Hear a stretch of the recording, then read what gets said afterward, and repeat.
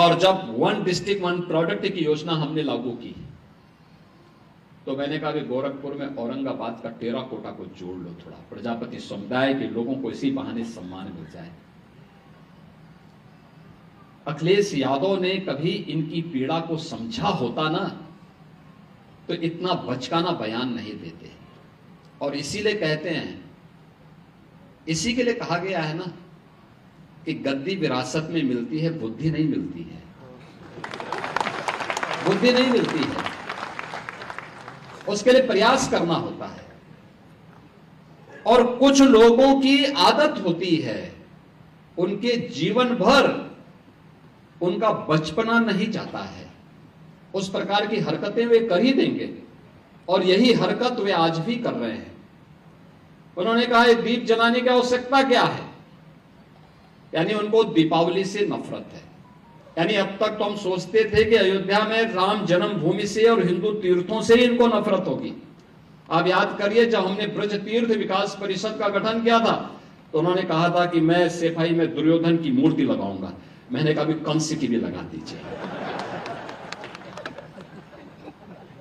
भाई हम तो भगवान कृष्ण की मथुरा को और वृंदावन को सजाएंगे, संवारेंगे, क्योंकि भाई हम लोगों के संस्कार है, ये हमारे संस्कार है। ये आपको कंस और दुर्योधन प्यारे हैं, आप उनकी लगाइए, ठीक बात है। और यही बात उन्होंने इस बार यहां पर भी कही दीपावली के अवसर पर। यानी वे रामद्रोही ही नहीं है, कृष्ण द्रोही भी हैं और सनातन पर्व और त्योहारों के द्रोही भी हैं।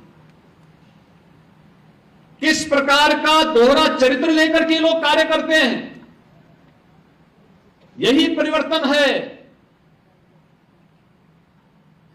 कांग्रेस श्री राम को नकारती थी, श्री कृष्ण को नकारती थी।